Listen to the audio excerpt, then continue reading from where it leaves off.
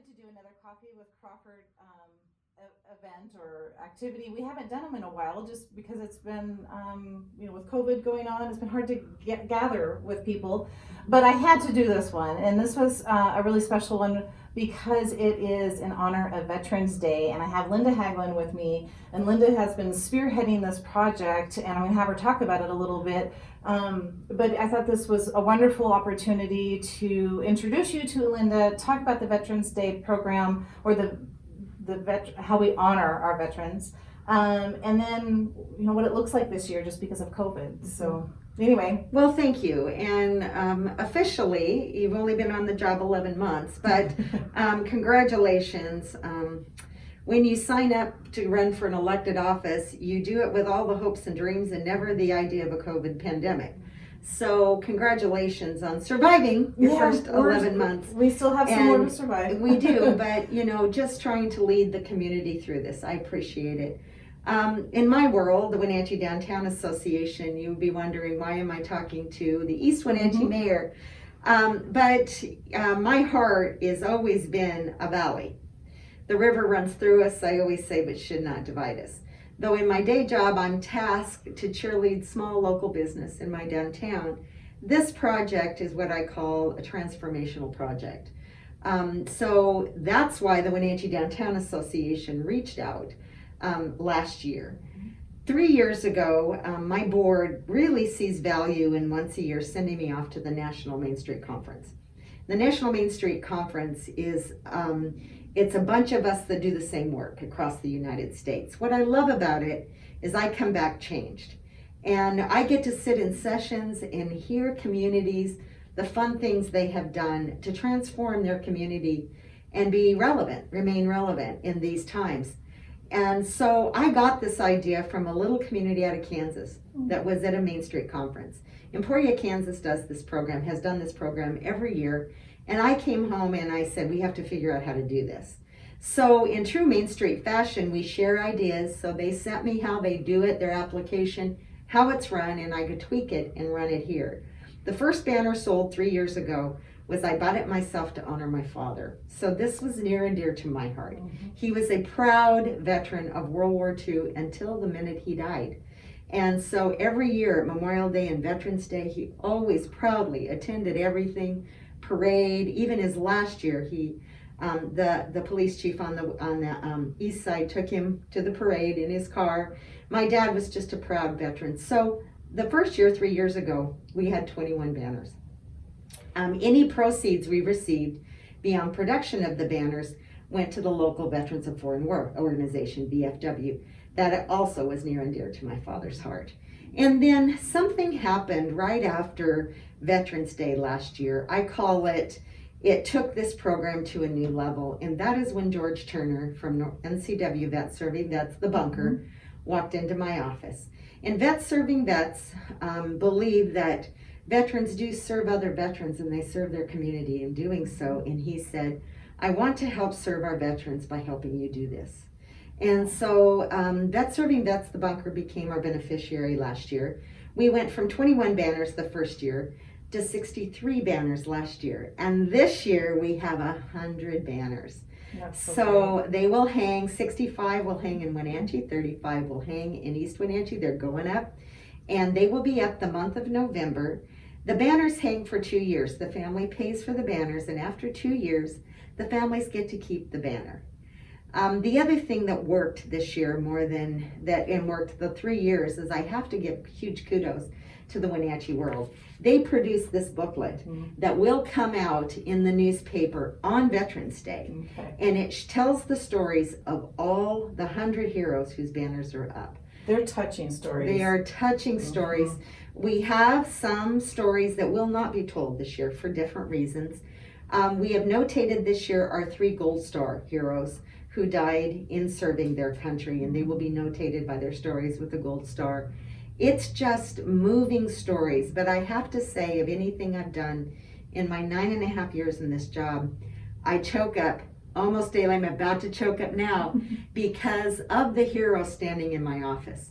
And I will tell you really quickly a story, if we have time, of it was last year I had a hero come into my office, and he put his head down And he said, couldn't even look at me, and said, I am not proud of what I had to do in service to my country in Vietnam, but I proudly served my country. And then he looked me in the eyes and said, but this represents to me a long overdue welcome home. Oh. And it just reinforced to me when we welcomed home our Vietnam veterans, we didn't do a good job of that.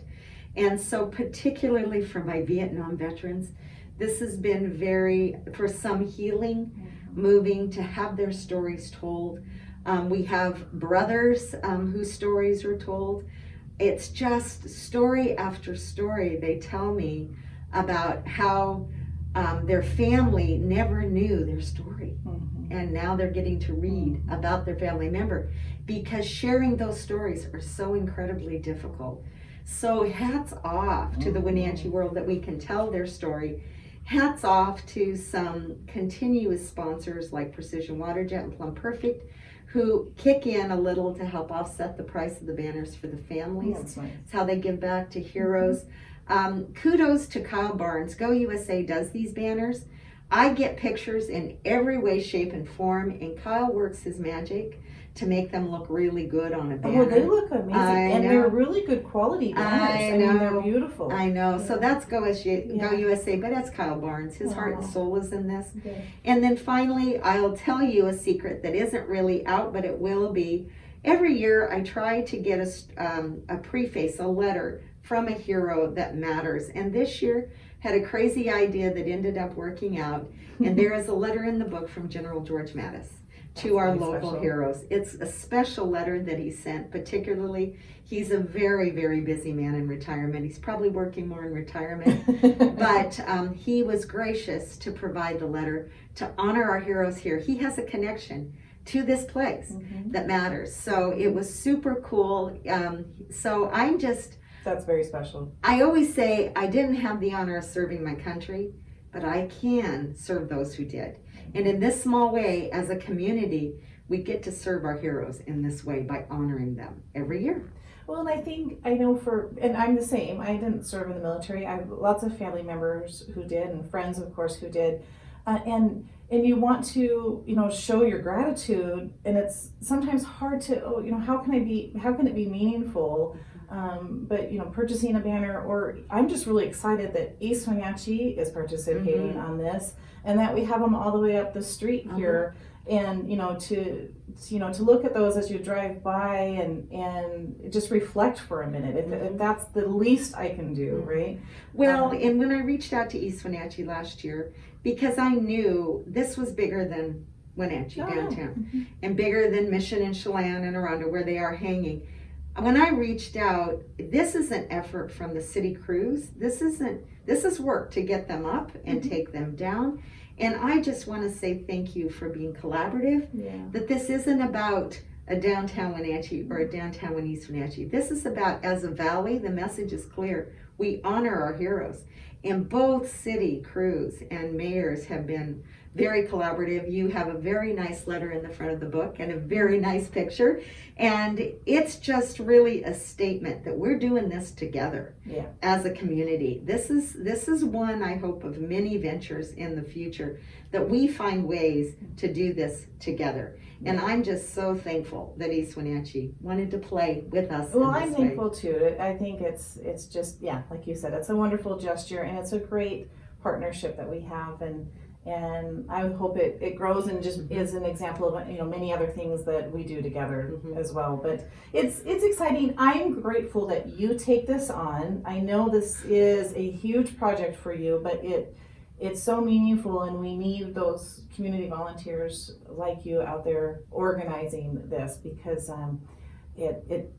I know what it takes to organize projects like that, and it can be overwhelming, and you always dedicate your time right after Halloween. I know, because right? you put all your commitment into that day too.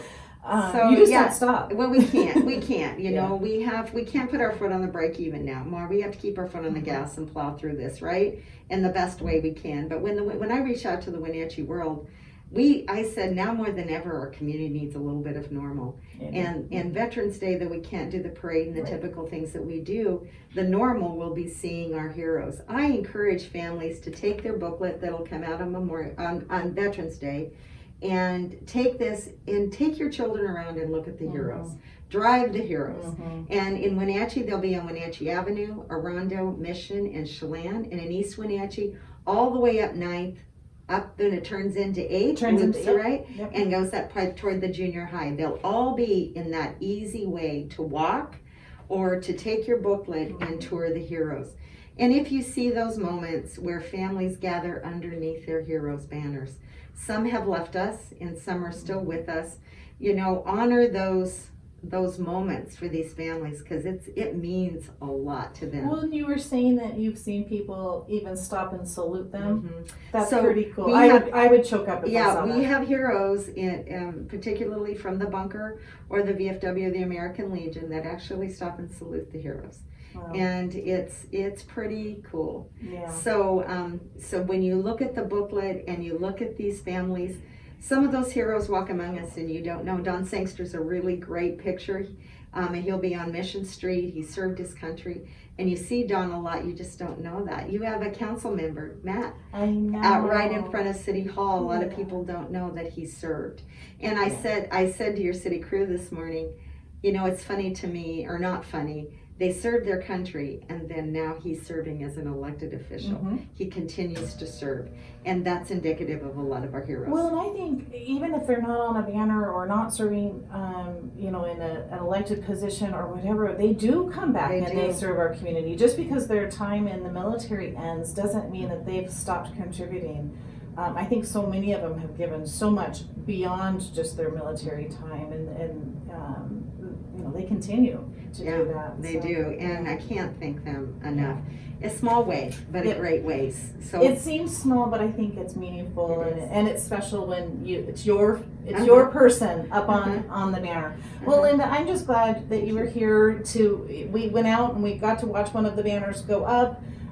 It is special to see that, and I'm glad that you had the time to talk with me about it and share. I don't have coffee because it's hard to drink coffee. I know. And I take my mask off and then we'll be in trouble. I know. So we're just doing it the right way. But thank you very much for giving me this opportunity to tell a little bit of the story, why it means so much, and that I am privileged to work for an organization. I've been able to work entire time through COVID and try to help march our community through this the best way we can. So, you know, keep it local. Let's get through the fourth quarter, and then we'll go into 2021. There's a new year ahead, and I'm hopeful and excited. So thank you. Yeah, me too. Well, thank you. Thank you. I appreciate it.